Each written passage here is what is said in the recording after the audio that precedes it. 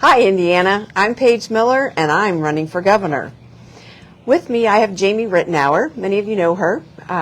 She is going to be our lieutenant governor, and we have been together for well over a year now.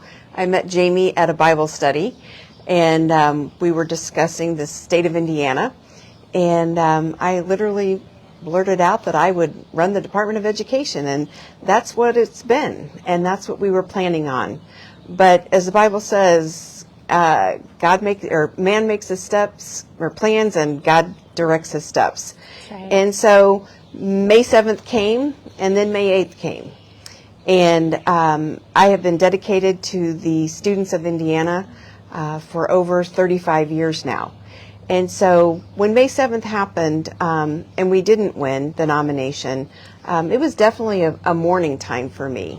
I thought it was over, and that we had done the best we could, and that it was time to change direction. But, as you know, we serve a great and mighty God. In the book of Nehemiah, there is a time where the people come forward, and they say there is too much rubbish. We are unable to build. And Nehemiah, what he does is he looks and he repositions. He looks at the men and he puts them at the lower part of the wall. He calls the nobles and the leaders. He calls the families. And he says to them, do not fear. Remember the Lord, great and awesome. And fight. Fight for your sons, your daughters, your wives, and your houses. And so what I did is I sought the Lord, and I called on people that knew him, that knew our journey, and I talked to the strongest leader that had traveled with me. And when Paige and I had a conversation, we looked at the burden on our hearts for the state of Indiana. We looked at the fact that we have traveled all over the state. There's many things we've done that you don't even know, and we'll talk about that today. But what you should know is that there are now 2 leaders that have come forward. It is my great honor to run as lieutenant governor with Paige Miller as governor. And I want to encourage every single person in the state of Indiana to ask yourself a question. Do you want goodness? It really is, at this point in time in our nation, about putting leaders in government that believe in goodness. You can't put people in government that are about themselves, because you get more of the same. And the same is making it very difficult for families. The family is under attack. And we see that in many ways today. What we need are strong leaders with strong vision. And we have that vision for the state of Indiana. So, as we say it, Who are you going to vote for? who are you going to vote for, Indiana? We're here, and we're ready to serve. We are. The first tour that we did was an education tour, and Jamie and I did travel the state. We met some great people. We went to small towns. A lot of work went into those presentations because I had to be the deliverer of really bad news. And it's hard to tell parents that their school systems are failing their students. But that is the truth. That is where we are. And we've always spoken the truth. And even the hard truth. We are now at a 30% proficiency rate for basic language arts and math in our state. And it's something that nobody talked about during the primary. And when we look at the leaders that are presenting themselves for your vote right now, it's still not being talked about. In fact, there was a major change in education that came down, and it was the graduation requirements.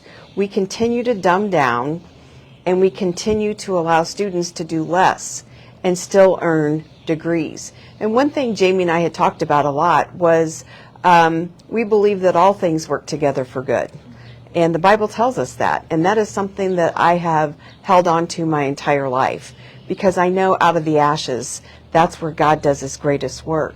And while this may not have been on my radar, serving the state of Indiana in education has always been, whether it was as a classroom teacher or now in the role of wanting to help all students across the state. And Jamie and I on those tours, we talked and we learned a lot of things about our state. We learned there were a lot of people hurting for other reasons than education. That's right. As you know, with Nehemiah, he walks around the walls in chapter 1, and he really looks at the weaknesses, right? And so when we walked around the walls, we knew that there was a weakness, a major weakness in education. And so we really put that on the forefront. We always made education the primary part of our platform. But in the time that we began to walk around, we started getting to know each district in the state of Indiana. And that's when you see us taking up the causes like Link 101, where we went and we met with the people there. A highway that Holcomb had promised $200 million to create, when in reality it was only going to save 6 to 8 minutes. And it was going to put many people, farmers and residents of Indiana that had been there for generations, off of their land. It was something that was oppressing the people. And we linked arms with them. And we said, you know what? I'm going to take that. I'm going to take that message that this is not what you want for your communities, and we're going to put it on a gubernatorial stage, and we're going to make it very clear that this is not right for the state of Indiana. And what we saw is that the state answered to that. And the state actually said that they have stopped the project of Link 101. And so what that tells you is it tells you that we, the people, have the strength in our voice. We just have to use it. And so we believe that as we have traveled around the state and people have seen this May 7th election, we believe that we are now seeing people that are going, wait, this is possible. We can actually do this. It was amazing how after May 7th we took this quiet time where we were seeking the Lord, and all of a sudden we had this influx of people saying, what are you doing? We want you guys to do it again. Do something. And we're all sitting there going, where were you? Okay, so we get it. It takes a little time to warm up. That's all right.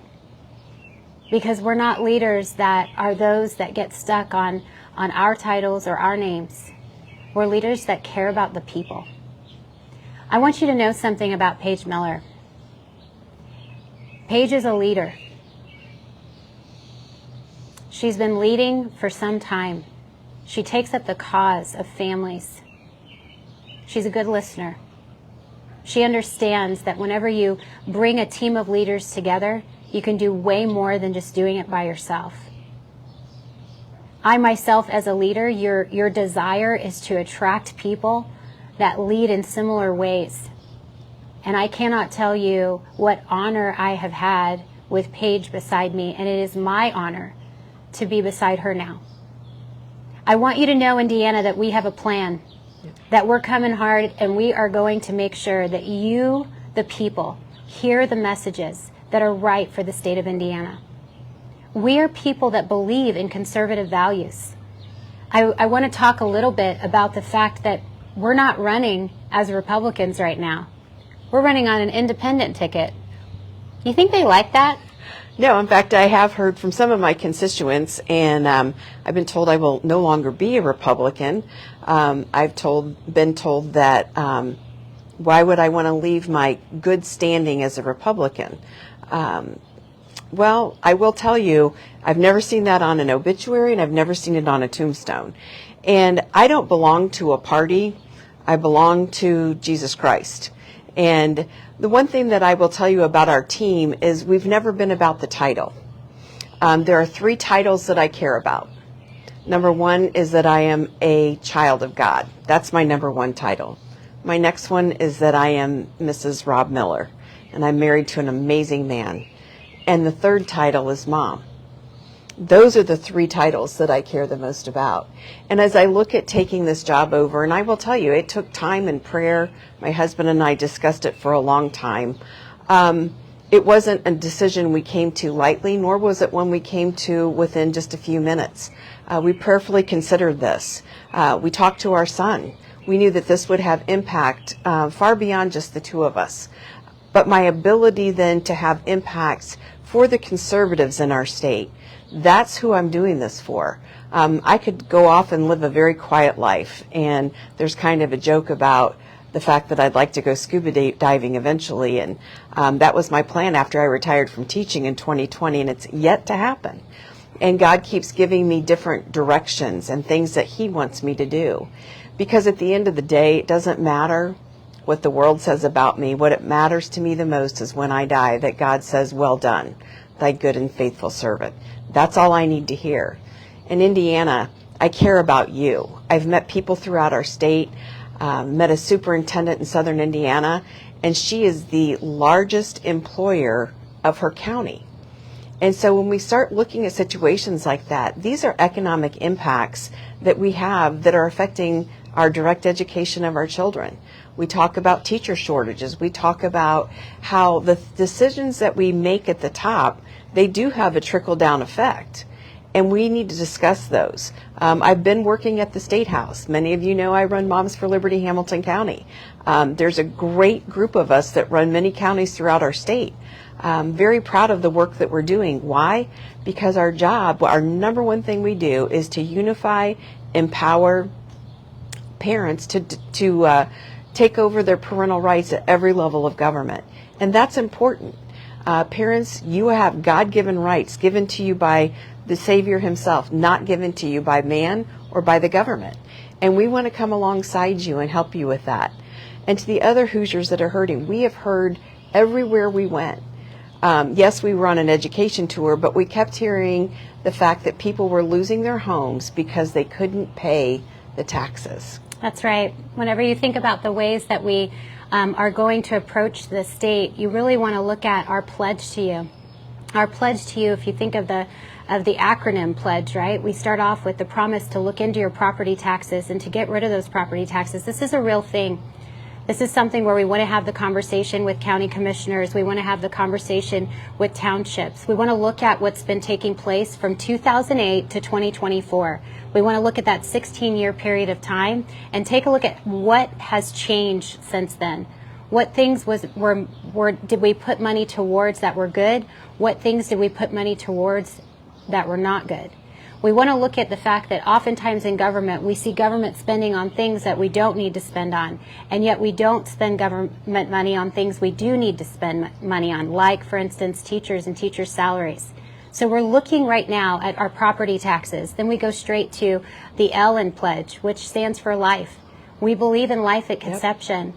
And we want to be those that value life. You have to ask yourself a question: does life have value? Does life have value?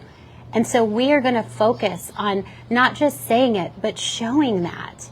So we're coming into all communities, and we're making sure that all communities know how valuable they are. And then we look at education very quickly, and we also look at the department overhauls that we want to do, the D in pledge. And then we go from there and we look at the fact that there is government overreach that's taking place in every district almost in the state of Indiana.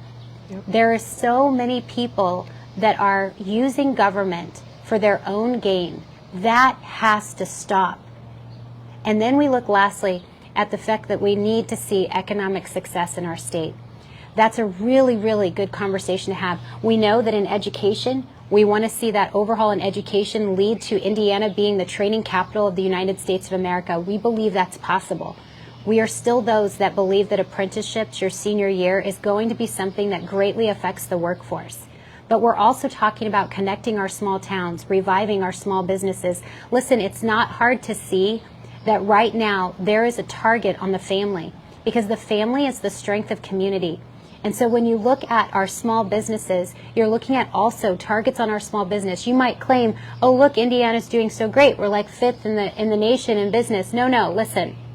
When it comes to our small businesses, you have to look at the things that are affecting our small business.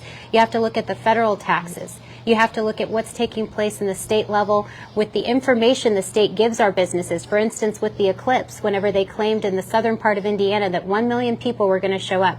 And who went out on a limb when that happened? Small business. And did 1 million people show up in southern Indiana? No. And was the government held accountable for that? No. There's a target on our small businesses. So we need to be those that are strengthening that, and we believe our apprenticeships are going to help with that.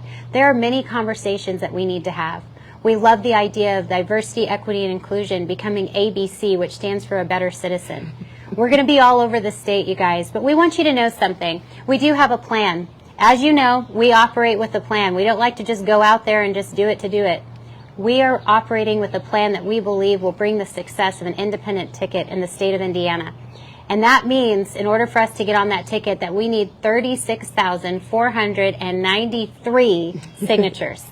Yes, I did say that number, 36,493.